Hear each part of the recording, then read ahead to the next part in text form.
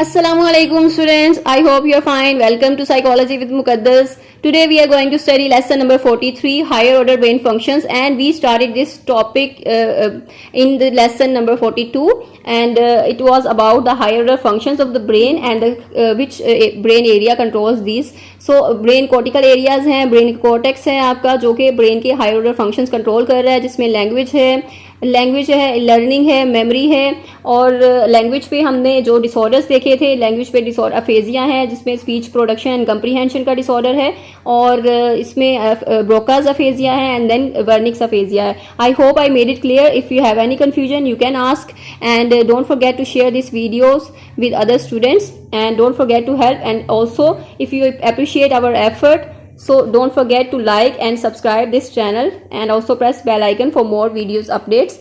So aphasia and dyslexia. Now we will study dyslexia क्या है. aphasia we have done.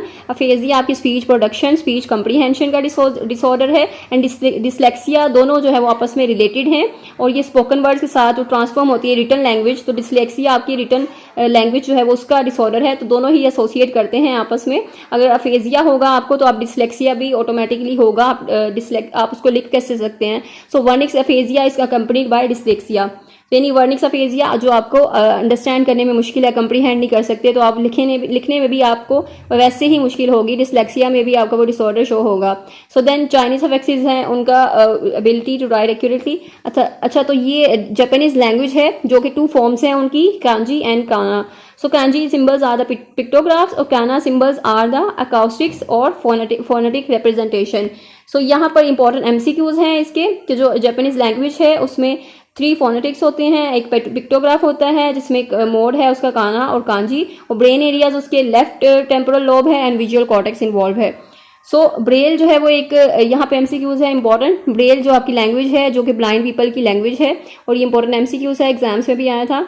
And then aphasia related to speech. अब जो speech से related aphasia होता है वो क्या है, उसकी टाइप्स क्या हैं, ये भी इंपॉर्टेंट है. यहाँ पर उन्होंने एक कंडीशन भी दी हुई थी, एक सिनेरियो दिया हुआ था, तो वो सिनेरियो को ही आपने करके आइडेंटिफाई करके उसमें देखना था कि यहाँ पे कौन सा डिसऑर्डर है स्पीच का, या ये अफेजिया की स्पीच की डिसऑर्डर की कौन सी टाइप है. तो ये इन दोनों टाइप्स को आपने ऐसे इसका कॉन्सेप्ट क्लियर करना है. कंडक्शन अफेजिया है, अनोमिक अफेजिया है. कंडक्शन अफेजिया में आपका जब is produced when damage to inferior parietal lobe and zone disconnects the axonal fibers. अच्छा, यहाँ पर इन एरिया में बताया कि कौन सा एरिया डैमेज होता है. देन कंडक्शन ऑफ एजेस जो हैं हैव मीनिंगफुल पैराफ्रेजिक स्पीच होती है उनकी, समवट फेयर कंप्रीहेंशन होती है बट पुअर रेपिटेशन, यानी कि उसको रिपीट नहीं कर सकते.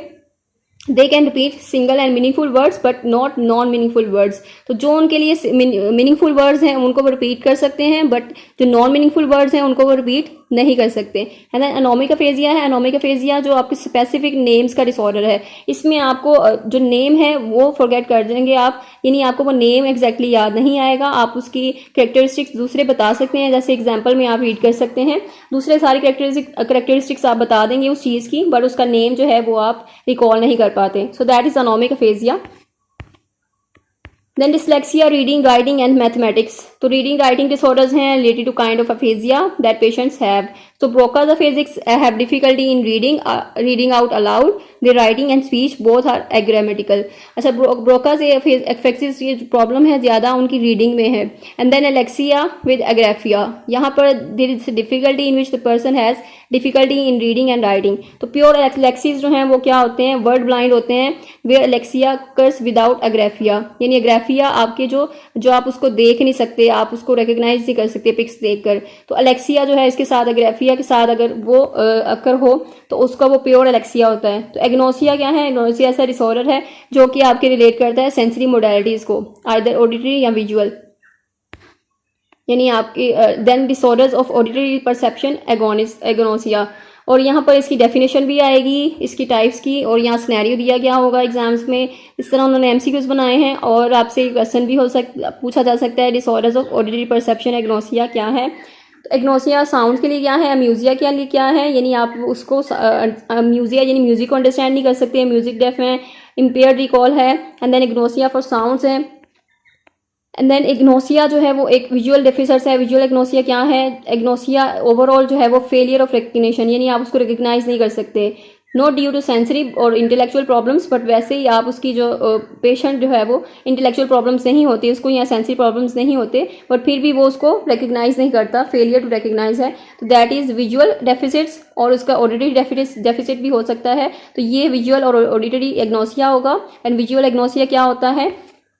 एंड देन प्रोसोपेग्नोसिया, प्रोसोपेग्नोसिया यानी फेस की जो आप रिकग्निशन है वो नहीं कर पाते, तो आप कोई ना कोई एक हिंट रख लेते हैं, कोई ना कोई एक हिंट ऐसे रख लेते हैं कि उसके फेस पे जो है वो तिल है या फिर इस जगह पे तिल है, तो इस तरह आप उसको डिफाइन वो करते हैं, रिकग्नाइज करते हैं, लेकिन आपको बहुत ज़्यादा मुश्किल पेश आती है अनफेमिलियर जो फेसेस हैं उनको रिकग्नाइज करने में। तो that is the disorder prosopagnosia, यानी फेस रिकग्निशन में आपके प्रॉब्लम होती है।